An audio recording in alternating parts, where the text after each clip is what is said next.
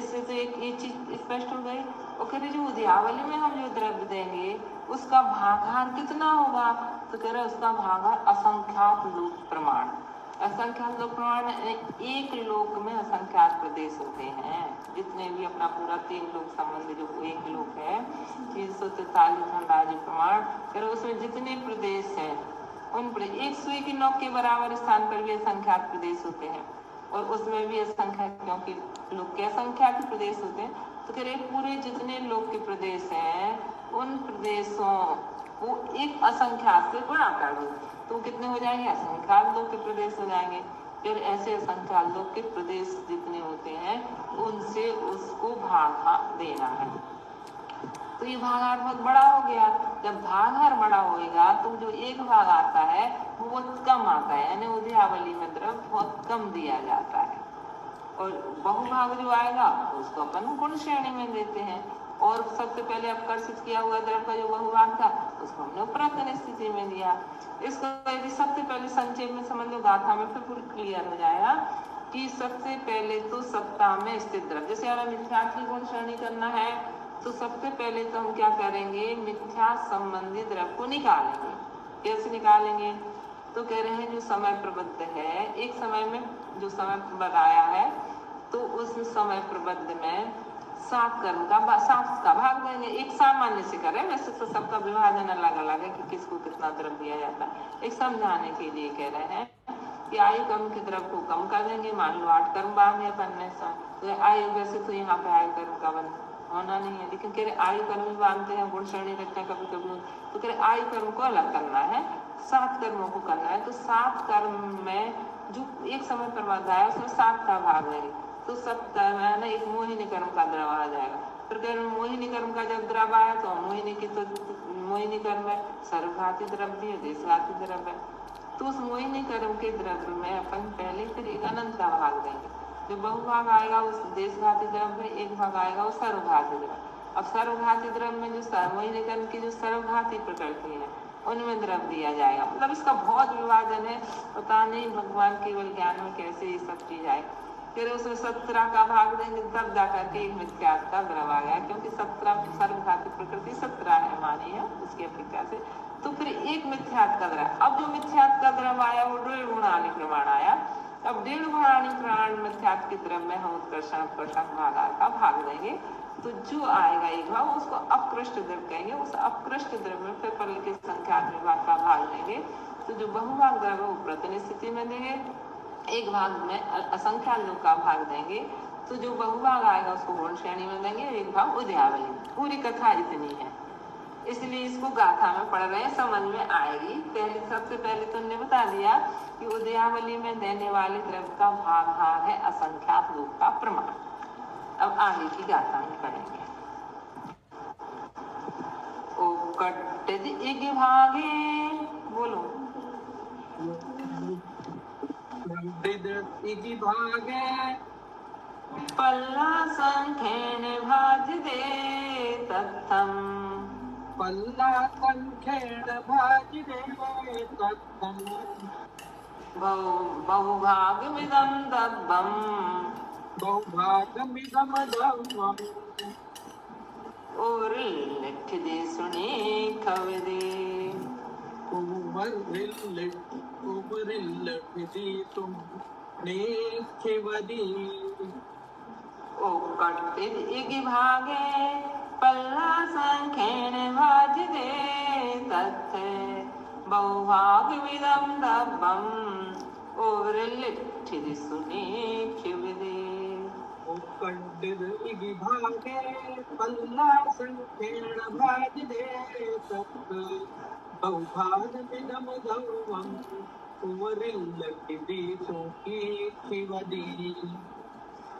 तो इस गाथा में बिल्कुल सरल जो अपन पढ़ चुके हैं, मतलब अपन समझ चुके हैं, उसी को बताया है कि ओक्कटी, ओक्कट माने अपकर्षित हुआ जो द्रव्य है, अपकृष्ट जो द्रव्य है उसमें एक भाग में क्या हुआ, सत्ता में जैसे अपन ने माना था 25,000 है, हमने उत्कर्षण अपकर्षण भागा का भाग दिया तो एक भाग जो द्रव्य आया, उस एक भाग द्रव्य में वो एक भाग द्रव्य क्या कहा जाएगा, अपकर्षित द्रव्य। इसलिए वो कह रहे उपकटित एक भाग है, यानी अपकर्षित जो द्रव्य एक भाग द्रव्य है उसमें पल्ला संख्यण वाजिदे तथ्य, पल्ल के असंख्यात्मक भाग का भाग दो। ठीक है, बहुभाग में दम अब एक भाग द्रव्य को अलग रख दो और उसमें मतलब जो द्रव्य था उसमें एक भाग को कम कर देंगे तो उसका बहुभाग निकल आएगा। तो कह रहे हो जो बहुभाग द्रव्य आएगा उसको उपरतन स्थिति में निक्षेपण करना है। बस गाथा का इतना सारा भी अर्थ है। क्या कह रहे हैं, उपकटित माने अपकर्षित, अपकर्षण भाग हार का भाग देकर के जो एक भाग द्रव्य आया, एक भाग मतलब पूरा द्रव्य तो बहुभाग द्रव्य तो सत्ता में ही रहा, लेकिन हमने उसमें से एक भाग द्रव्य उठाया। 25,000 में से जैसे मान लो इन्होंने माना कि 4 लाख परमाणु, 4 लाख में हमने 10 का भाग दिया अब तो हमारा एक भाग जो द्रव्य आया वो 40,000। अब वो 40,000 हमारा अपकृष्ट द्रव्य कहा जाएगा। इस सुजाता जी की उसमें है। और अपने इस वाले में जैसे हमने कल उससे पढ़ा था अपन ने प्रस्तावना में, तो उन्होंने अब उस पूरा द्रव्य कितना माना, सत्ता का द्रव्य 25,000। 25,000 में 5 का भाग दिया अपकर्षण भाग, तो अपने पास कितना अपकृष्ट द्रव्य 5,000 आया। तो ये 5,000 द्रव्य आया ना, फिर उसमें पल्ल के संख्यात्मक भाग का भाग देंगे। तो हमने पल्ल का संख्यात्मक भाग कितना माना, 4 माना था, तो हमने 5,000 में 4 का भाग दिया, तो उसका एक भाग कितना आएगा 1250 और बहुभाग आएगा 3,750। तो वो कह रहे हैं पल्ल का संख्यात्मक भाग का भाग देने पर जो बहुभाग द्रव्य आया, बहुभाग कितना 3,750 जो द्रव्य आया उसको निक्षेपदी उपरतन स्थितियों में निक्षेपदी माने निक्षेप करना है। कहाँ निक्षेप करना, उसको उपरतन स्थिति में निक्षेप करना, उसको देना है अपन को उपरतन स्थिति में। तो जहां से उठाएंगे सब में से उठा रहे हैं, बस अपन को इतना ही है कि वहां भी निक्षेप अतिस्थापना सबकी अपनी अपनी अलग बनेगी। यानी किसी जैसे कि वहां अतिस्थापना बनना है तो किसी का उसका निक्षेप भी बनना, तो ये सब वो अपने आप लगा लेना। वो हम उत्कर्षण अपकर्षण भाग उसमें समझा चुके हैं, उसको अपन को यहाँ नहीं बताएंगे। वो अपने हिसाब से बस ऊपर वाले निश्चय का जो होगा तो उसके ठीक नीचे उसकी अतिस्थापना रहती है, तो उसमें तो कोई द्रव्य दिया नहीं है, इसलिए ऊपर वाले की अतिस्थापना कही जाएगी यहाँ पर। तो वो कह रहे हैं उपकटी दिग्भागे पल्ला संख्यण भाग दे तत्तम, यानी और अपकर्षण भाग हार का भाग देने पर जो एक भाग द्रव्य आया, एक भाग द्रव्य में पल्ल के असंख्यात्मक भाग का भाग देने पर, पल का संख्यात्मक भाग बहुत छोटा है, असंख्यात लोग का प्रमाण बहुत बड़ा है, इसलिए अपन ने पल्ल का संख्यात्मक भाग को प्रमाण 4 माना था और असंख्यात लोग का हमने 5 मान लिया क्योंकि वो बड़ा है। और इन्होंने सुजाता जी की टीका में उन्होंने पल्ल का संख्यात्मक भाग का प्रमाण 10 माना और संख्यात लोग का प्रमाण 100 माना। तो उसके अनुसार से ऐसा बड़ी संख्या से भाग देते हैं तो कम एक भाग कम आता है, बहुभाग ज्यादा आएगा। छोटी संख्या से भाग देंगे तो एक भाग इसकी अपेक्षा थोड़ा सा ज्यादा मतलब ज्यादा आता है। तो यही अंतर होता है। तो इसमें कह रहे हैं एक भाग द्रव्य में पल्ल के असंख्यात्मक भाग का भाग देने पर जो बहुभाग में दमदमन जो बहुभाग द्रव्य आता है उसे निक्षेपदी उसे उपरतन स्थितियों में निश्चित किया जाता है। बस इसका अर्थ इतना ही है। अब विशेष में तुम लोग ज्यादा जाओगे ना तो उसमें थोड़े से ज्यादा उलझ जाओगे, लेकिन भाव समझ में आ गया तो बस इतना ही है कि ऊपर हम पूरे सत्ता के निश्चितों में से द्रव्य उठा करके और उसको हम पूर्ण श्रेणी में आयाम में ज्यादा देना चाह रहे हैं। तो उपरतन स्थिति में भी दिया जा रहा है, उदयावली में भी दिया जा रहा है, उदयवान द्रव्य उदयावली में भी दिया जा रहा है, और जो उदय अनुदय वाला जो द्रव्य वो गुण श्रेणी और उपरतन स्थिति। बस देने का क्रम क्या है कि गुण श्रेणी में हम गुणित रूप से देंगे और उदयावली में हम चयहीन देंगे, उपरतन स्थिति में भी चयहीन देंगे, क्योंकि निश्चित रचना जो होती है वो चयहीन क्रम से होती है, तो उसको वैसा ही दिया जाता है। अब देखो इसकी हिंदी पढ़ रहे हैं। अपकर्षण भागार का भाग दे, क्या कह रहे हैं, अपकर्षण भागार का भाग दे 59 नंबर की गाथा है। अपकर्षण भागार का भाग दे तहाँ एक भाग को पल्ल का संख्यात्मक भाग का भाग दे तहाँ बहुभाग जो आएगा उसको उपरतन स्थिति से निक्षेपण करें। यहाँ ऐसा जानना कि कर्म के सत्ता रूप स्थिति के निषेध तीन विषय वर्तमान समय ते लगाए आवली काल विषय उदय आमने युग निषेध तीन विषय जो द्रव्य दिया ताकू उदयावली विषय दिया कहे है बहुरुता के ऊपर गुण श्रेणी आयाम प्रमाण जे निषेध तीन विषय जो द्रव्य में लाया सो गुण श्रेणी विषय दिया कहिए है बहुरी ताकि ऊपर अंत के अति स्थापना वाले मात निषेध छोड़ सर्व निषेधन विषय जो द्रव्य दिया सो उपरतन स्थिति विषय दिया द्रव्य कहिए है। अब यहाँ अब कह रहे हैं मिथ्यात्म गुण श्रेणी करके ऐसे सामान्य से बता रहे हैं, मतलब स्थूल कथन है, वो सूक्ष्म कथन तो अलग ही थोड़ा सा, क्योंकि एक सा ऐसा नहीं कि 7 कर्मों का एक सा बंटवारा नहीं होता, मोहिनी को ज्यादा मिलता है वो, लेकिन इसमें हम सामान्य से 7 का भाग दे देंगे, तो इसलिए इसको करके दिखा रहे हैं इसमें कि सर्व कर्म का सत्ता रूप द्रव्य है सो किंचित दीर्घ गुण हानि समय प्रबद्ध प्रमाण।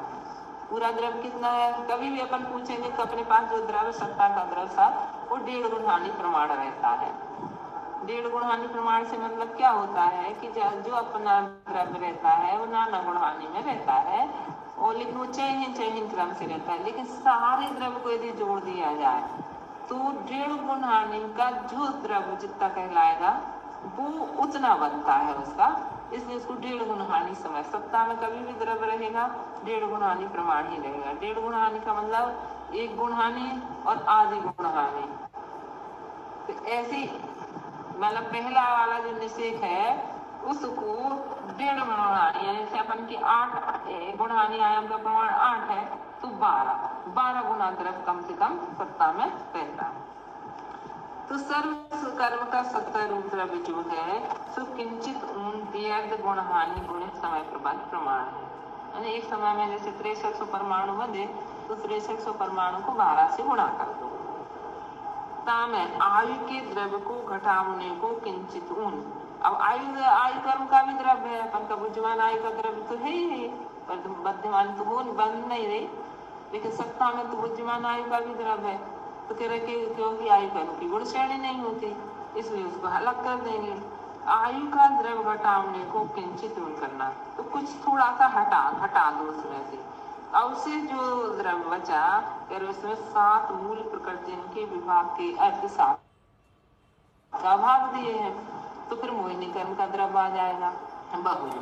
अब मोहिनी कर्म के द्रव्य में भी कुछ परमाणु देश गाते हैं, सर्वघाते हैं वगैरह। दीदी हाँ, ये जो 7 से भाग दे रहे हो तो क्या सबका द्रव्य समान है? मोहिनी कर्म का तो सबसे ज्यादा द्रव्य होता। तो वही तो हमने अभी इतनी बार तो आपको एक बताया है कि इस एक बहुत स्थूल कथन करके आपको समझाने के लिए कह रहे हैं। वैसे तो विभाग अलग ढंग से होता है ना,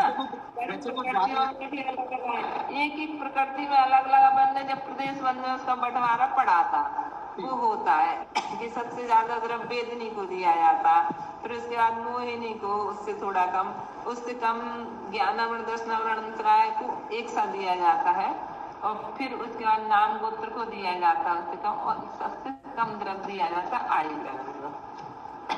वो बंटवारा अपन पहले प्रदेश बंद में पढ़ चुके हैं, इसलिए वो ऐसा ही द्रव्य रहता है। लेकिन यह समझाने के लिए एक बता रहे हैं कि जैसे हमें एक कर्म का द्रव्य निकालना है तो सीधा 7 का भाग दे दो, इतना हम अभी सूक्ष्म वर्णन नहीं कर रहे हैं, यहाँ पे समझा रहे हैं। तो कह रहे हैं 7 का भाग दिए मोहिनी का द्रव्य हुई बहुरी, अब उसको देशघाती सर्वघाती के द्रव्य के भाग के अनंत का भाग दिए, तो एक भाग मतलब सर्वघाती का द्रव्य हुए बहुरी, ताकि 16 कसाय, अब उसको 16 कसाय से और एक मिथ्यात्व में जाएगा, क्योंकि अपन की यदि मोहिनी कर्म की देखेंगे तो मिथ्यात्व सर्वघाती है और 16 कसाय उसका भी वो भी है, तो इसलिए वो सर्वघाती है। सर्वघाती मतलब 12 कसाय है, लेकिन संजुलन के पास ही सर्वघाती द्रव्य तो वो भी है संजुलनचारी, उसमें देशघाती में सर्वघाती और देशघाती स्पर्धक दोनों होते हैं, लेकिन जो सर्वघाती प्रकृति होती है उनमें सर्वघाती द्रव्य पाया जाता है। तो कह रहे हैं हमने तो यहाँ सीधा निकाल लिया, इसलिए वो कह रहे हैं यहाँ पर फिर उसमें 17 का भाग दिए मिथ्यात्व का, तो सीधा मिथ्यात्व का द्रव्य निकल आएगा। तो कह रहे सो या को पूर्व पीठ बंधु से शक्ति प्रमाण लिए जो अपकर्षण भागार का भाग दो। अब अपन निकालना है, अभी तो अपन ने सत्ता का मिथ्यात्व का द्रव्य निकाला है। अब सत्ता का मिथ्यात्व का द्रव्य निकालने के बाद हम अपकर्षण उत्कर्षण भागार का भाग देंगे। फिर एक भाग जो आया उसके बिना जो बहुभाग थे, अवशेष बहुभाग थे, सो तो सत्ता ही विषय रह गए। एक भाग जो आया उसको हम अपकर्ष के द्रव्य कहेंगे। सो वे पूर्व सत्ता विषय जैसे अपने निषेध दृष्टि थे तैसे ही रहे। बहुरी जो एक भाग रहा ताको पल्लिका संख्यात्मा भाग दे तहाँ बहुभाग उपरतन स्थिति से निक्षेपण करण है। देखो इतनी सी बात का खुलासा करने के लिए कितना सारा करना पड़ेगा अपन को, लेकिन गाथा में तो सीधा कह दिया कि हमने उत्कर्षण भागार का भाग दिए और हमने एक भाग द्रव्य निकाला, उस एक भाग द्रव्य में फिर पल की संख्यात्मक भाग का भाग दिया। जो बहुभाग आया उसको हमने प्रत्यय स्थिति में दिया, जो एक भाग आया उसमें हम असंख्यात लोग का भाग देंगे, तो उसको आगे की गाथा में कहेंगे। आया समझ में? यहाँ उपरतन स्थितियों में गुण श्रेणी शीर्ष से आगे की अतिस्थापना वाली से पूर्व तक की स्थितियां ली। उपरतन स्थिति से मतलब कह रहे हैं गुण श्रेणी शीर्ष के ऊपर वाला निषेध, और उससे लेकर के हम कहाँ तक पूरे में द्रव्य देंगे? उपरतन स्थिति के अंतिम निषेध के जो अतिस्थापना वाली है उसको छोड़ करके आगे गुण श्रेणी शीर्ष से आगे की अतिस्थापना वाली से पूर्व तक की स्थितियां ली गई हैं। यहाँ इतना विशेष जानना कि जिस निषेध स्थिति से द्रव्य का अपकर्षण किया जाए उससे नीचे ही एकावली प्रमाण निषेध की स्थितियां अतिस्थापना वाली रूप होती हैं, और उससे नीचे तक उस निषेध स्थिति के द्रव्य का निक्षेप होता है ना। सामान्य विशेष अपन को बता मालूम ही था कि जिसका भी हम द्रव्य अपकर्षण करेंगे उसके ठीक नीचे उसकी एकावली काल अतिस्थापना होगी और उसके ठीक नीचे निक्षेप रहेगा। लेकिन हम जब ऊपर के निषेध की अपेक्षा कथन करेंगे तो ऊपर के निषेध की अपेक्षा ठीक उसके नीचे अतिस्थापना वो पूरी स्थिति में निक्षेप होगा। तो इसलिए उनको गुण श्रेणी रचना करने के लिए अपकर्षण वगैरह को समझाना पड़ा था। अब 70 नंबर की गाथा। शेषिग भागे भज दे, शेषिग भागे भज दे, असंख्य लोगेण तथ्य बहुभागम, असंख्य लोगेण तथ्य बहुभागम, गुण श्रेणीये सिंचति, गुण श्रेणीये सिंचति, शेषिगं च उदयम्मि, शेषिगं च उदयम्मि, शेषिग भागे भज दे, असंख्य लोगेण तथ्य बहुभागम, गुण श्रेणीये सिंचति, शेषिगं च उदयम्मि। शेषिग भागे भज दे, असंख्य लोगेण तथ्य बहुभागम, गुण श्रेणीये सिंचति, शेषिगं च उदयम्मि। दीदी इसमें दूसरा कपा हुआ है, शेषिग भागम च उदयम्मि, जो छाबड़ा जी वाली पुस्तक में। अच्छा हाँ, हाँ अर्थ तो देखो वही है। देखो इसमें क्या कह रहे हैं अपन, शेषिग भागे भज दे, कह रहे अब जो एक भाग बचा अपन का बहुभाग तो अपन ने उसमें दे दिया उपरतन स्थिति में। जैसे हमने 5000 अपकर्ष द्रव्य निकाला था तो हमने पहले के संख्यात्मक भाग का भाग दिया, तो उसमें अपना कितना आया? एक भाग 1250 और बहुभाग क्या आया था? 3750। तो 3750 को तो हमने उपरतन स्थिति में चयन क्रम से दिया है, लेकिन जो एक भाग आया है 1250 कह रहे हैं उस शेषिक भाग उसमें हम असंख्यात लोग का भाग देंगे, मैंने फिर 5 का भाग दिया। तो जो बहुभाग आया 1000 आया अपना बहुभाग, 250 आया अपना एक भाग, तो कह रहे जो बहुभाग आया उसको गुण श्रेणी सिंचती, उसको गुण श्रेणी में सिंचित करते हैं, देते हैं। और शेषगम और जो एक भाग बचा उसको उदयावली में देते हैं। तो शेषगम विषय है, शेषिक भागी विषय है, मतलब कि शेष बचा जो द्रव्य एक भाग उसको उदयावली में देना है। आया कह रहे शेषिक भागी बचे, तो वो 2-3 गाथाओं में पूर्व गुण श्रेणी की व्यवस्था बता दी उन्होंने कि 3 जगह द्रव्य दिया जाएगा। तो सबसे पहले अपकृष्ट द्रव्य निकालेंगे, अपकृष्ट द्रव्य में फिर अपन पल का संख्यात्मक भाग का भाग देंगे, बहुभाग प्रचन स्थिति में देंगे, एक भाग में फिर हम असंख्यात लोग का भाग देंगे, बहुभाग हम गुण श्रेणी में करेंगे, एक भाग उदयंगी, एक भाग हम उदयावली में, यानी शेष एक भाग में, एक ही भाग है निकलना, एक भाग में फिर असंख्यात लोग उसका भाग देने से भजदे असंख्यात लोग का भाग देने से तब तो वहां पर जो बहुभाग आएगा उसको गुण श्रेणी में सिंचित, उसको गुण श्रेणी में सिंचित करेंगे। और फिर अब एक भाग बचा दीदी जो कल आपने समझाया था, जैसे 5000 में पहले 4 का भाग दिया, तो जो 3750 को 1250 आया, तो 3750 जो बहुभाग है वो ऊपरी तल दे दिया। अब जो 1250 बचे से फिर 5 से भाग दो, अब जो बचा तो 1000 को दे दिया गुण श्रेणी में और 250 दे दिया उदयावली में। और हमने चार्ट भी भेजा है तुम लोगों को, चार्ट भेजा है उसमें, तो चार्ट में फिर बहुत अच्छे ढंग से मतलब उस ढंग से कैसे अपन को देना है, तो दिया जाता है ना।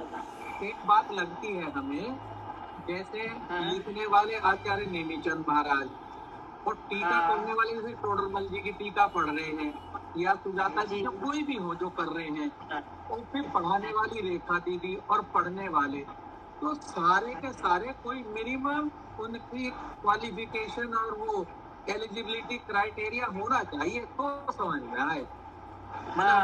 ऐसा लगता है, मैं तो अपने लिए तो मुझे कई बार ऐसा लगता है कि अभी हम इस लायक थे नहीं जिस क्लास में बैठ गए। ऐसा नहीं है, अपन यदि इस चीज को पहले हमने सुजाता जी ने कहा, यदि हम इस चीज को मान लेंगे कि हमें आएगा ही नहीं और हम इसकी नहीं है, ये नहीं कह रहा मैं आएगा नहीं, लेकिन फिलहाल जो स्थिति है अल्लाह की होता है कि देखो हम क्या चीज ले रहे हैं, पढ़ा हमें ना है, जब वो पढ़ी हमारी ना समझ में आए, लेकिन कैसे कैसे वो महान कितने उच्च कोटि के वो होंगे जिन्होंने रचना की, जिन्होंने टीका की, जिन्होंने और मेहनत की, अब जो हमें पढ़ा रहे हैं वो बेशक हमने वो योग्यता ना हो, लेकिन बहरहाल जो चीज मिल रही है वो तो अलौकिक है बस। तो इसलिए उन्होंने कहा अपन कंप्यूटर ये सब चीजें तो कितनी कठिन रहती हैं लौकिक वाली, तो भी अपन सीख जाते, उसका अभ्यास करते। ऐसे ही अपन पहली बार पढ़ रहे हैं तो पहली बार तो अपन को थोड़ा सा लगेगा, लेकिन इसी चीज को हम बार बार पढ़ेंगे तो बिल्कुल सरल, क्योंकि इसकी गणित तो अभी 6वीं 7वीं क्लास के बच्चों जैसी है, इसमें तो इतनी बड़ी गणित कोई दी नहीं। जो आपके हाथ का चार्ट है ना, जो हाथ का बना हुआ, जी वो ज्यादा क्लियर। हाँ, वो कितना अच्छा, मतलब उसमें क्या होता है कि हम अपन को क्या दिखाना चाहते हैं इसमें, कि हम जिस ढंग जैसे हम चयन क्रम से दे रहे हैं, तो शुरू में ज्यादा देंगे, बाद में कम, तो उसको अपन पहले ज्यादा के बाद ऐसा तिरछा खींचेंगे, वो पुच्छाकार जैसा बनाते हैं ना, तो वो देव द्रव्य की अपेक्षा बनाए। और सत्ता में इससे जो अपना द्रव्य रहता है वो तो अपना कैसा रहता है, सीधा पहले नीचे निषेकों में ज्यादा द्रव्य, ऊपर कम रहता है, पर की स्थितियों में निषेक में द्रव्य कम, क्योंकि कर्म बंध जब होता है, वो कर्म बंधने के बाद जब निषेक रचना बनती है तो वो अपना गुण हानि, कई गुण हानि करके, तो ऊपर की गुण हानियों में द्रव्य कम होता है, वो चयन होते पहली वाली गुण हानि में जितना द्रव्य रहता है उससे दूसरी गुण हानि उससे आधा हो जाता, तीसरी में उससे ऐसे ही अपन की कई गुण हानियां, असंख्यात गुण हानियां बनती है। अपन अपने अंतर्दृष्टि में अपन ने 6 बनाई है नाना गुण हानि, ऐसे बनती है कितनी 48 समय की स्थिति मानी है, और ऐसे तो अपन की स्थिति अंता कूड़ा कोड़ी सागर अभी भी बन रही, सत्ता की भी अभी इसमें अंता कूड़ा कोड़ी सागर। और वैसे यदि हम देखें मिथ्यात्वस्था मालूम समग्र दर्शन के उसमें नहीं है समग्र, तो अपन की कई कूड़ा कोड़ी सागर स्थिति बंद होता है, जब कई कूड़ा कोड़ी सागर स्थिति बंद होता तो उतनी अपन की निषेक रचना बनती है।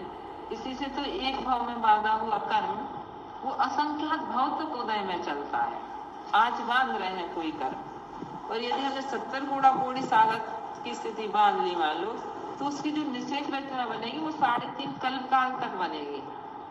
3.5 कल्पकाल क्या कहते हैं जिसको अपन कहेंगे, क्योंकि एक कल्पकाल अपना यदि देखा जाए तो उत्सर्पणी अवसरणी 10 कोड़ा कोड़ी सागर की एक उत्सर्पणी अवसरणी काल, और दोनों को मिला दो तब उसको एक कल्प काल बोलते हैं। तो वो 20 कोड़ा कोड़ी सागर का होता है।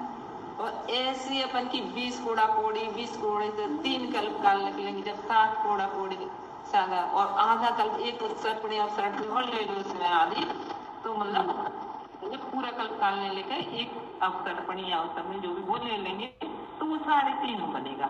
समझ लो आज का बांधा हुआ कर्म इतने समय तक अपन को ल्यूदय में आता है, यदि अपन ने उसकी स्थिति को घटाया नहीं, सीधा सीधा है। आकर्षण कर रहे हैं, लेकिन कुछ निषेधों में से कुछ द्रव्य को आकर्षण कर रहे हैं, तो स्थिति तो कम होगी नहीं। स्थिति तो कम कब होती है, कांडक घात वगैरह से स्थिति को घटाते हैं तब होती है। तो इसलिए वो अपना बांधा हुआ कर्म जब तक ऐसा रहता है, इसलिए तो सब लोग ये कहते हैं ना कि कोई पाप कर्म कर रहा है और उसको तो देखो, तो पाप कर्म करते हुए उसका अब उसने पूर्व में पुण्य किया होगा कोई ऐसा, लेकिन वर्तमान में पाप कर रहा है, अब पाप कर रहा है तो भी इनको तो वैसा फल ही नहीं मिल रहा, तो कैसे मिलेगा फल? आवाज ही उसकी मान लो 70 कोड़ा कोड़ी के साथ आया तो वो तो कई वर्षों तक तो उसका कर्म उदय में आनी नहीं है, और फिर उदय में आना भी दीदी अब मान लिया एक चीज है, ये तो पता नहीं कि कब कर्म बात रहे और कब ये थोड़ा थोड़ी कब खत्म होंगे। तो मेरी बात देखो, कोशिश करना, पता नहीं मैं समझा पाऊंगा नहीं। जिसने 70 थोड़ा थोड़ी का बंद किया और 3.5 कल्प काल हुए, अब उस 3.5 कल्प काल जिसके ऐसे टाइम पे खत्म हो रहे जब वहाँ पे भोग भूमि चल रही, तो वो तो बड़ा फायदे में रहेगा। उस समय तो क्योंकि उतना उसे असर होगा ही नहीं करता। तुझे तो हम एक समय का बात बता रहे हैं, हर समय की अपनी अपनी स्थिति निषेध रचना अलग अलग पड़ेगी। मतलब जैसे कभी अपन कम स्थिति बांधते, कभी ज्यादा बांधते, जैसे परिणाम होते। अभी अपन जैसे मान लो मंदिर में बैठे तो अपने कम बन रही स्थिति वगैरह, और यदि हम घर पे हैं किसी चीज को लेकर के अपन को कुछ संकलेश ज्यादा हो तो अपनी स्थिति जब उस समय ज्यादा भी बनती, तो हर समय बांध रहे। जितना हम तो एक समय का बता रहे हैं कि एक समय का बांधोगे इतने समय तक, तो अब हमारा कहने का मतलब जैसे कोई ने गुस्से आदि में कर लिया, ऐसा बांध लिया किसी को दुखों को देने के लिए, अब वो लंबे समय उसके अंतर मूड तक प्रमाण तक समझ लो अपन एक आवली काल तक उसने तीप कसाय में भी बांध, तो वो ही वाले निषेध अपन को इतने समय तक वो वाले निषेध, और बीच में बांध रहे वे भी मिल करके उदय में आ रहे हैं, ऐसा नहीं कि वो नहीं आ रहे हैं। 70 कोड़ा कोड़ी के बने हुए एक समय में भी तो आ रहे हैं। तो हमारा कहना है नीचे ऊपर वाले निषेध रचना में फलदान शक्ति ज्यादा रहती, क्योंकि नीचे परमाणु ज्यादा बनते हैं। जब निषेध रचना होती तो नीचे वाले निषेधों में परमाणुओं की संख्या ज्यादा, यद्यपि उन्हें फल देने की शक्ति कम होती है उनमें, और ऊपर के निषेधों में कर्म परमाणु की संख्या कम रहती है। तो वो इसलिए उसको निषेध रचना को अपन गोपक्षाकार ऐसे बनाते हैं कि नीचे ज्यादा और उसको ऊपर कम बने। तो सत्ता का द्रव्य ऐसा रहता है। अब हम गुण श्रेणी रचना कर रहे हैं तो हम जो देंगे जो परमाणु, तो उसमें क्या करेंगे, उदयावली में तो हम ऐसे ही बनाएंगे, नीचे ज्यादा दे रहे फिर चहिन क्रम से। लेकिन जब गुण श्रेणी में दे रहे हैं तो गुण श्रेणी में हमारा पहली वाले जो गुण श्रेणी का पहला प्रथम निषेध है, उसमें जितना हम द्रव्य दे रहे हैं वो असंख्यात गुणा है। उदयावली के अंतिम निषेध से वो वाला द्रव्य असंख्यात गुणा हो गया। अब वैसी रचना नहीं रहेगी जैसे अपन गोपक्षाकार बना रहे, तो अपनी रचना कैसी हो जाएगी, वो वहां द्रव्य ज्यादा देखेगा। फिर उसके बाद उस गुण श्रेणी उसकी दूसरे वाले निषेध में और ज्यादा गया, तीसरे में और असंख्यात गुणा ऐसे देख, इसलिए उसकी रचना अपन कैसी बना देते, ये तो हम एक समय की बना रहे हैं, ऐसा हर समय हो रहा है। जब तक हम गुण श्रेणी रचना अकुरकरण का समय रहे तब तक हर समय हम ऐसे ही काम करें। पहले समय के काम तो हम पहले समय में तो हमने जो द्रव्य उठाया, दूसरे समय उससे असंख्यात गुणा उठाएंगे, तीसरे समय से असंख्यात गुणा, ऐसे हम असंख्यात गुणा उठाएंगे और हर समय अपन ऐसे ही द्रव्य देंगे, तो ऐसा अपना द्रव्य हो जाएगा, फिर वो उदय में आएगा तो खिलेगा। बस ऐसा है इसमें।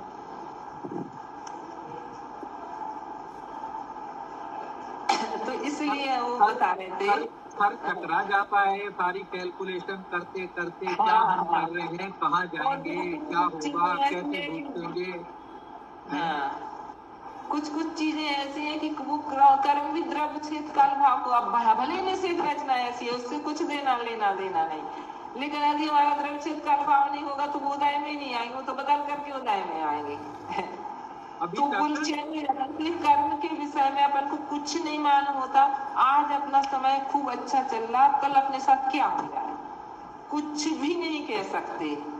एक समय में, एक रात में बात बदल जाती। वही नहीं कह रहे थे अयोध्या में रामचंद्र जी को राज मिल रहा था, एक रात में बात बदल गई तो उनको वनवास मिल गया। तो इसलिए कर्मों की गति निराली जग में, मतलब अपन सीख भले ही रहे कि ऐसा ऐसा बंद होता है, ऐसा आपका, लेकिन अपन को कुछ भी नहीं मालूम होता ऐसा है, सिद्धांत ऐसा। एक बात और भी तो है, वो ही रामचंद्र जी जो जाते हुए बिल्कुल किसी को दोष नहीं दे रहे हैं, ना केकई को, ना पिताजी को, ना किसी को, चुपचाप आराम से चले गए कि नहीं भाई, भाई राज कर लेगा, मुझे क्या दोष देना, मेरे कर्म में। और फिर सीता जी पे इतने नाराज हो रहे बाद में आके, और उसको अपना दल से छुड़वा दिया। ये ऐसी विचित्र स्थितियां है, मतलब कैसे अपने आप को तैयार करें जब प्रतिकूल समय चल रहा हो कि दूसरे को दोष बिल्कुल ना। समय और किस समय अपने परिणाम भी कैसे हो जाते हैं अपन को खुद ही पता नहीं चलता, क्योंकि पूर्व का बाधा हो कि जब कर्म आते हैं ना तो अपन कितने निमित्त अधीन अपने मतलब कर्मानुसारणी मति हो जाते, कर्म के अनुसार अपने परिणाम भी वैसे हो जाते हैं, क्योंकि वो कर्म वही तो कह रहा मैं, दूसरे को दोष देने लगते हैं, किसने मेरे साथ ये कर दिया, अरे किसने कर दिया। वहाँ पे क्यों ऐसा है कि क्यों अपने को नहीं ऐसा सोचता कि भैया मैं अपना किया हुआ है, क्यों बेकार इनको दोष दूं, ये तो सारे मिल के पारेंगे। ये इसमें अपन को ये जो पढ़ रहे हैं इसमें अपन को ये समझना चाहिए टूट श्रद्धा कि जो भी अपन को उदय में आएगा वो अपना बांधा बिना कर्म के उदय में आती, भले वो चाहे अपकर्षण उत्कर्षण संक्रमण कैसे करके आए, है ना, लेकिन वो अपन ने बांधा है तभी तो उदय में आएगा ना। भले चाहे बुद्धि ना हो करके आए, चाहे कैसे भी आए, लेकिन बिना बांधे हुए तो वो कर्म उदय में नहीं आ सकता ना। इसलिए उस उदय में समता रखना पड़ती है, और यदि उदय में समता नहीं रखेंगे तो फिर क्या होगा कि नवीन बंद होगा। तो अपना वही पूर्व का बांधा हुआ है, जैसे अपन ने और कर्जा ले लिया तो और कर्म का कर्जा चढ़ जाएगा। तो इसलिए बहुत मतलब इस चीज में अपन को बहुत संभल करके रहना पड़ता कि हम नहीं बांधा है, और बिना बांधे कोई कर्म उदय में नहीं आ सकता, ये भी नियम है। बिना बांधे कैसे आए, कर्म के प्रमाण से कई तो उदय में आएंगे ना, तो वो हमारे बांधे ही उदय में आएंगे, चाहे वो असंख्यात भाव पहले के बांधे हो, चाहे इसी भाव के बांधे हो, क्योंकि इसी भाव का इसी भाव में भी उदय में आ सकता। इसी भाव का हमने मान लो बांध लिया और हमने आकर्षण करके उसको उदीर्ण करके ले लिया है, तो एक आपके काम के बाद उदय में आ जाएगा वो। तो इसलिए वो लेकिन बिना बांधे नहीं आ सकता। जी दीदी एक बात और है, हाँ। ये जो समता वाली बात आपने कही है ना, तो देखो आप जैसे तो है अपवाद, है ना, वरना तो गुरु महाराज की बात याद आती है, जब सारे अनुकूल चल रही हो ना तो बहुत समताधारी हम, बिल्कुल शांत स्वभावी, है ना, जरा सी प्रतिकूलता है तो अग्निकुंड बन जाते हैं अपने पे। आप तो अलग हो, मतलब गिनती के हैं ऐसे लोग जो समता रख लेते हैं हर परिस्थिति में। नहीं हमारी बात है, ऐसा नहीं है सबको, वो तो प्रतिकूलता वो तो अभ्यास उसका भी वो बहुत जरूरी है कि जब आए अपन को फिर अपन का ये ज्ञान भी काम में आ जाए कि देखो नहीं यदि हम अभी कर रहेंगे तो हमारे एक समय प्रबंध और ऐसे ऐसे बन जाएंगे, क्रोध का साय वाले या कुछ ऐसे, अपन को उस समय उपयोग नहीं आता ना, उस समय यदि अपन को जब उस समय ऐसा आ जाए तो अपन नहीं भी माने। तो आपको आता है गुस्सा? आपको आता है? क्यों नहीं आता? तो दिखाओ जरा करके, दिखाओ जरा करके दिखाओ गुस्सा। तो बस ऐसा होता है थोड़ा बहुत, तो इसलिए बस यही अपन को इसमें ये सब चीजें पढ़ने से ये तो अपन को समझाने के अपने समय को एक एकाग्रता लगाने के लिए या बाहर से अपना असुर से अपने मन को सुम में लाने की सब चीजें समझने के लिए, लेकिन इन सब को समझने का एक शॉर्ट सबसे सरल यही उपाय है कि अपन को अपने कर्म की निर्जरा यदि करनी है तो उसमें समता रखनी पड़ेगी, जो कर्म का उदय आएगा। यदि उसमें समता नहीं रखी तो फिर नवीन कर्म बन जाएगा, कुछ निर्जरा थोड़ी ना होगी, और उसके उदय में और कर्म डाल लिया अपन ने। हाँ जी, जो अपन बनाते जो बनाई रचना, जैसे क्रियावली में आता है तो ऊपर तो गुणित रूप से दिया हुआ है, तो फिर नीचे की रचना अपन चौड़ी क्यों नहीं करते हैं? नीचे की चौड़ी तो करते ही हैं। नहीं, उदयावली में जैसे अपन बनाते हैं ना, नीचे ज्यादा परमाणु है और उसके ऊपर ऐसे रचना ऐसी रहती तो है। ऐसे ही बनाते हैं, नहीं, ऐसे ही जब बनाते हैं। जब और गुण श्रेणी का नाव की निषेध, तरह बना हुआ है ना, नाव जैसा बनती है। जब गुण श्रेणी का निषेध इसमें आ रहा है, क्या कहते हैं, उदयावली में आ रहा है, तो वो तो बहुत ज्यादा द्रव्य इसमें आ रहा है, तो इसको चौड़ा क्यों नहीं ऐसा? अब मैं इसलिए वो मात्र देह की अपेक्षा बनाया है, वो ऐसा पूरा द्रव्य नहीं बनाते हैं कभी भी। अच्छा, वो अपन ने अभी दीयमान द्रव्य की अपेक्षा हमने बनाया है कि हमने नीचे ज्यादा दिया है और उसको ऐसे दिया है ना, और उसके बाद उदय की अपेक्षा बनेगा। अब ये सब बनाने लग जाएंगे तो अपन को पता ही नहीं चलेगा कौन सा द्रव्य कहाँ कब उदय में आ रहा है, तो वो बना ही नहीं सकते। जब दीदी उदय की अपेक्षा बनेगा तो वो अलग बनेगा। अभी तो ये हम जो द्रव्य दे रहे हैं वो बन रहा है। और उदय की अपेक्षा जब हमने उत्कर्ष जी कुछ नहीं किया तो उसकी फिर सीधी निषेध रचना ऐसी बनती है, सीधी नीचे जागा और ऊपर ऊपर ऐसी तेजी करके वो पक्षाकार जैसी बनेगी। वो सत्य द्रव्य की अपेक्षा से ऐसा बनाते हैं।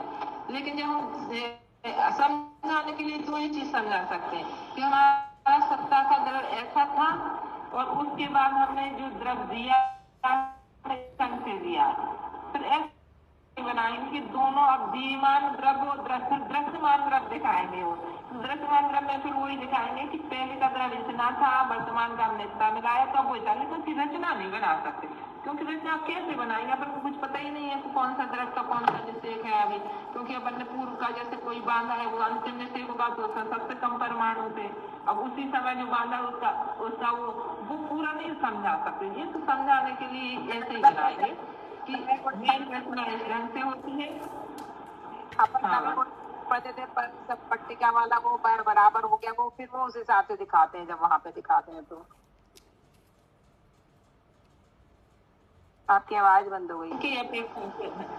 इस अपेक्षा इसे बता सकते हैं, क्योंकि इतना सूक्ष्म तो अपन वर्णन कर ही नहीं सकते यार, कोई आचार्य भी नहीं कर सकते, कोई नहीं कर सकते, कैसे बताएंगे अपन, क्योंकि किसी के निषेक रचना में वो नीचे वाला आ रहा और उसके बाद किसी का पहला वाला, तो दो सब मिल करके आते ना, वो उसमें भी गायब हो जाएगी। लेकिन मात्र एक सामान्य से समझाने के लिए इतना बता देते हैं।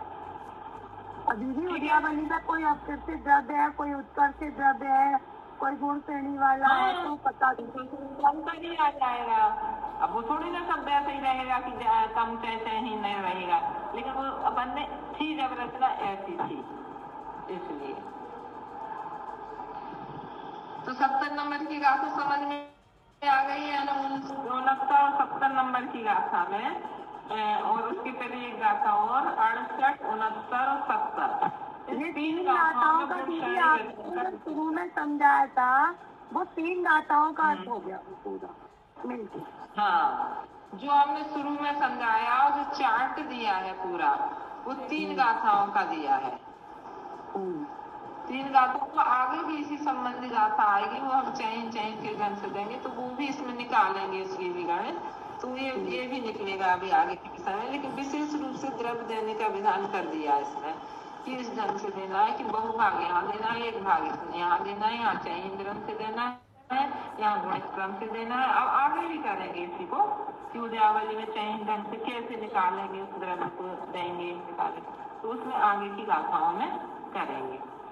अभी तो इसको इतना ही दिया है, इसमें हिंदी भी कुछ ज्यादा नहीं दी। इन्होंने कहा अवशेष एक भाग रहा, का भाग दी, तहाँ बहु भाग गुण श्रेणी आयम से देना और अवशेष एक भाग उदयावली से देना। अब देखो दो चार्ट भेजे हमने, तो पहला वाला चार्ट तो अपन ने प्रस्तावना वाला दिया है, दूसरा जो चार्ट दिया है वो हमने सुजाता जी वाला ले जाया। देखो उसको एक बार और देख ले, फिर आगे अपन आगे की गाथाएं कल से पढ़ेंगे। तो उसमें चार्ट में देखना, सबसे पहले नीचे जो दिया है चयहीन क्रम से देना है अपन। देखो सबसे पहले निषेक रचना जो बनाई है वो नीचे चौड़ी करके ऊपर ऐसे तिरछी करके अपन की सत्ता की निषेक रचना ऐसी है, ठीक है। अब जो द्रव हम दे रहे हैं उसकी अपेक्षा से कैसा बनाया है कि सबसे पहले जैसे हमने इनको 64 दिए, फिर 60 दिए, ये चयहीन 4 है, यहाँ चय का प्रमाण 4 है, तो हमने चयहीन करके अंतिम में उदयावली का अंतिम निषेक है उसमें 288 परमाणु के, तो उसमें हमने 36 परमाणु और दे दिए, ठीक है। ये उदयावली वाला द्रव होगा, तो उदयावली कभी वैसी की वैसी बनेगी, निषेक रचना जैसी, मतलब नीचे ज्यादा कम कम। क्योंकि चीवी वैसी नीचे ज्यादा थे, ऊपर कम कम थे, जैसे 512, 480, 448, इसी ढंग से थे परमाणुओं की संख्या। अब ये भी हमने इसी ढंग से हैं तो ऐसी बन जाएगी। लेकिन गुण श्रेणी की रचना लिखो। गुण श्रेणी में हमारा पहला जो निषेध था उसमें 256 परमाणु थे और हमने उसमें दे दिए हैं 100 परमाणु, 100 दे दिए है ना, क्योंकि गुण श्रेणी का द्रव्य ज्यादा है, बहुभाग और उसमें निषेध इतनी छूट कम है तो हम उसमें दे रहे हैं। तो इसलिए उसमें सबसे पहले में 100 दिए, फिर 400 दिए, फिर 1600 दिए, फिर 6400 दिए। एक क्रम रहेगा कि असंख्यात गुण क्रम से दिए। तो अब क्या हो गया, अपना द्रव्य ये ज्यादा दिया ना, तो हमारा ये निषेध जो हो गया ना 9वें नंबर का निषेध, मतलब गुण श्रेणी का प्रथम निषेध, ये इसका द्रव्य बहुत ज्यादा हो गया। तो देखो उसकी रचना ऐसी कर दी हमने, सत्ता की भी थी और देने के बाद और ज्यादा हो गई, तो देने वाले द्रव्य की अपेक्षा से भी कर दी और दोनों भी दिखाएंगे तो भी यहाँ ज्यादा हो जाएगा। फिर उसके बाद अपन के गुण श्रेणी शीर्ष यहाँ पे 208 परमाणु थे और 64 तो हमने दे दिए थे उसमें, तो ये बहुत सारा द्रव्य हो गया है। अभी तो एक समय वाली फिर हर समय ऐसे देंगे तो है ना। अब हमारा था उपरोक्त स्थिति का पहला निषेध। तो उपरोक्त स्थिति का जो पहला निषेध तो 112 परमाणु थे उसमें, हमने उसमें 1024 दिए हैं, 1024। तो गुण श्रेणी शीर्ष से तो बहुत कम दिए उसमें, इसलिए वो असंख्यात गुणाहीन वहाँ परमाणु देखेंगे, तो वहाँ उसको अपन ने ऐसा शीर्ष की अपेक्षा उसकी रचना वो की कम हो गई। लेकिन अब हम चयहीन थी सत्ता में और चयहीन क्रम से देंगे तो रचना ऐसी बन जाएगी। तो 1024 यहाँ अपन का 64 चय का प्रमाण शायद 64 है, तो 64 का प्रमाण नीचे से अलग माना है। हाँ, वो उसके द्रव प्रथम निषेध का जो द्रव होता है और उसकी नाना गुणानी जो बनती है उसके हिसाब से उसकी गणित निकालते हैं। अब निकाल लेंगे कल अपन गणित थोड़ी से। इस हिसाब से उन्होंने देखो कितना अच्छा लिखा है, धीमान द्रव, मध्यम निषेध, पूर्व सप्त द्रव, जैसे बीच वाली जो लाइन है ना उसको पूर्व सप्त द्रव लिख दिया, और चयहीन क्रम से हमने उदयावली में दिया, असंख्यात गुणित क्रम से हमने गुण श्रेणी आयाम में दिया, और चयहीन क्रम से हमने उपरोक्त स्थिति में दिया, अति स्थापनावली में दिया ही है। ऊपर का निषेध उठाया, ऊपर के निषेध से जो द्रव उठाया वो हमने अति स्थापनावली में 4 निषेधों में नहीं दिया, इसलिए उसको हमने उसमें दिया ही नहीं है, तो उसको बनाया ही नहीं है। ठीक है। अब इसमें इनने माना है, जैसे एक इनकी और है, उसमें इनने इसको समझाने के लिए ऐसा किया है कि मान लो सत्ता में 4 लाख परमाणु है, हमने 10 का भाग दिया, 40,000 परमाणु हमारा अपकृष्ट द्रव हुआ, तो अपकृष्ट द्रव में फिर हम पल्ले के संख्यात में 10 का भाग देंगे। ठीक है। एक भाग जो आएगा, एक भाग उनका 40,000 कितना, हाँ नहीं 40,000 तो अपना अपकृष्ट द्रव आएगा। अब 40,000 में पर फिर उसका भाग देंगे पल्ले के 10 का, तो 4,000 आएगा। 4,000 हम कम कर देंगे तो 36,000 को हम उपरोक्त स्थिति में देंगे। उनने जो अंक संदृष्टि दी है सुजाता जी में, वो 4,000 हमारा एक भाग है, और 4,000 में फिर हम 100 का भाग देंगे तो हमारा 40 आएगा। तो अगर एक भाग को हम उदयावली में देंगे, एक 400 कितना आएगा, और 3,604 ऐसा कितना आएगा, तो वो हम देंगे उसमें, इसमें गुण श्रेणी में। तो वो रचना भी उन्होंने सीखी, लेकिन कहीं भी उसको ढंग से गणित अपन की ऐसे ठीक नहीं बैठ रही कि अपन उसको चयहीन क्रम से कर दें। 250 वाली तो हमारी ठीक बैठ गई थी, 250 वाली जो हमने बैठा ली ना उसमें, तो उसमें हमारे ठीक बैठ गई, तो उसको हमने 10 चयहीन करके उसको कर दिया, तो उसमें 250 द्रव्य पहुंच गया उदयावली में। अब लेकिन अपन का जो अपन ने जो बहुभाग निकाला है ना, उसको हमें गुणित क्रम से गुण श्रेणी आयाम में करना, वो एक ठीक नहीं बैठ रहा, तो इसलिए इन्होंने इसमें अंक संदृष्टि से 8500 वाला उदाहरण दे दिया कि पूरा द्रव्य अपना 8500 है, और उसमें हमारा पहले में जाएगा 100, दूसरे निषेध में जाएगा 400, तीसरे में 1600 और चौथे में 4 समय की गुण श्रेणी मान के 8500 को दे दिया संख्या से। ऐसे उपरोक्त स्थिति वाला भी इसमें इनने 12,700 द्रव्य माना है। तो ये इसकी भी अंक संदृष्टि से बन जाएगी गणित, इसकी इसलिए इन्होंने अंक संदृष्टि से सबकी गणित बना दी है। नीचे भी दी है देखो चयहीन और 85 सुद्रव को दिया है इन्होंने गुण श्रेणी में, तो उसका भी गुणित क्रम बना दिया। और अपने पास 12,700 जो द्रव्य है वो प्रतन स्थिति का मान लिया। मान लो एकदम पूरी गणित ठीक नहीं बैठ रहे, ऐसे जो पूरे अपन बहुभाग करके कर रहे वो नहीं बैठ रहे, तो इनने मान करके उसको चयन क्रम से दे दिया। तो ऐसे करके पूरी गणित बैठा ली है। इसको बैठाना बहुत कठिन है गणित, तो कम ज्यादा आती है, लेकिन वैसे अगर देखें तो उसमें कैसा हो सकता होगा कि परमाणु इतनी है, उसमें इतनी बैठ रही होगी, चाहे हीट करे तो उतनी बराबर से बटे उसमें, या नीचे बराबर। अर्चना फिर से बोलना, बिल्कुल समझ में नहीं आती। हाँ, मैं ये बोल रही हूँ कि जैसे अपनी गणित जितनी अपन को वो है वो नहीं बैठ रही, लेकिन जैसे परमाणु बांधते हैं और उसका अपकर्ष द्रव कर रहे हैं, तो वहां पे भी ऐसा हो सकता होगा ना कि इतने परमाणु जरूरी नहीं है कि वो बिल्कुल फिट होकर के ही आते हैं कि इतने अपकर्ष होगा तो इसका बराबर से उसका बंटवारा हो जाएगा, जैसा जैसा उसमें कहा गया है। कभी उसमें भी नहीं बैठता होगा, उतने परमाणु ही ना हो उसमें। आपका अनम्यूट कर दो। इसमें क्या है कि अपन छोटी सी गणित करते हैं ना, तो वो बहुत जल्दी गड़बड़ हो जाती है, उसमें तो बहुत सारे परमाणु उसके अनुसार बैठ जाती होगी। फिर भी अभी वहाँ चाहे 0.7 में आए, 0.007 में आए, वहाँ तो जो होना है वो होना है। उन्होंने वहाँ थोड़ी लगाना है। अपन के तो वो 10 वो ही आ जाएंगे, तो वो सीधी भागम भाग उसका सही नहीं होता ना, लगभग पूरा एक साथ हिसाब लगा रहे हैं दीदी, वहाँ उनको हिसाब नहीं लगाना, वो तो होते जाना है। उसमें तो अपने आप वैसा हो जाएगा। ठीक है, गुण श्रेणी आयाम का 4 ही मानेंगे ये प्रमाण। क्या कहें, गुण श्रेणी आयाम है वो 4 में ही देंगे बस, 4 समय में, जैसे 4 माने ना, 6400, 1600, 400, हाँ, नहीं वो समझाने के लिए माना है गुण श्रेणी आयाम, आप लोग अपन को समझाने के लिए आचार्यों ने। वैसे वो अंतर्भूत प्रमाण है, असंख्यात समय है वो, यानी जितना अपूर्वकरण का काल है, अनिवृत्तिकरण का काल, और अनिवृत्तिकरण से भी ज्यादा काल, थोड़ा सा अनिवृत्तिकरण का संख्यात्मक अभाव, और इतने निषेक बनेंगे। जितने समय है वहां लगा रहे, उतने अपन को निषेक बनाना है, उतने निषेक अपन की गुण श्रेणी आयाम है, वो अंतर्मुक्त काल है। और ऊपर की स्थिति अपन की कितनी है, अंता कोड़ा कोड़ी सागर प्रमाण निषेक है, तो वो ऐसे ठीक है। स्तुति करो।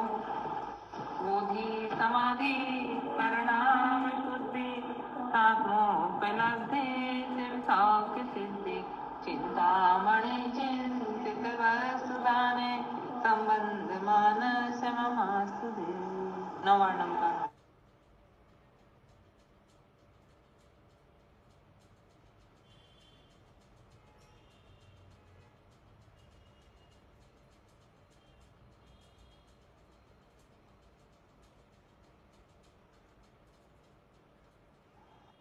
जय बोलो द्वादशांग जिनवाणी माता की जय। सभी को जय जिनेन्द्र, दीदी को वंदना।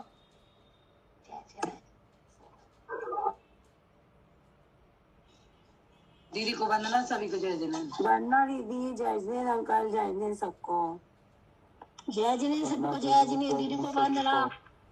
दीदी को वंदना, सभी को जय जिनेन्द्र।